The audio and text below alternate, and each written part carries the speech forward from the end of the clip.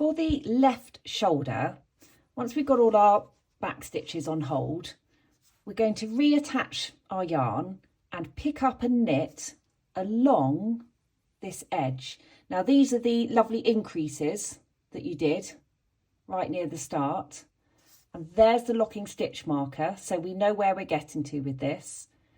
The pattern tells you the required amount of stitches to pick up, and if you count your V's back from where the row where the stitch marker is, you should have the correct amount when you get back to the top. Okay, but that's just a nice way to double check, so you know that you're going to start at the top, pick up for every one of these V's, and that'll be the right amount.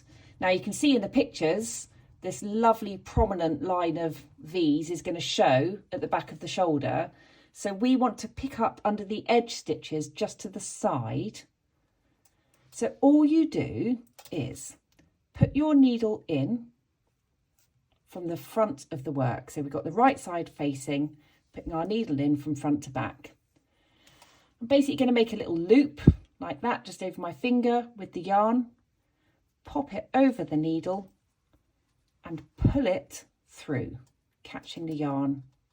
Okay, now you do want to leave a tail, but that's too much tail.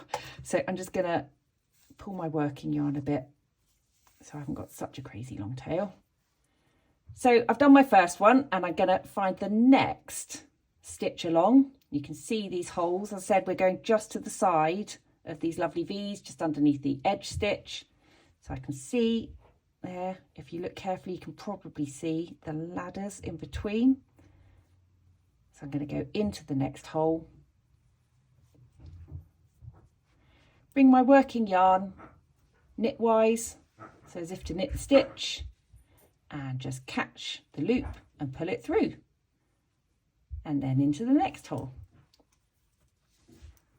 Oh, she says dropping it. There we go. Try again. Pull it through. So I've now got 3 stitches on my needle, and I'm going to keep going now, picking up one for every stitch until I get back to that stitch marker and have the correct amount of stitches on this needle.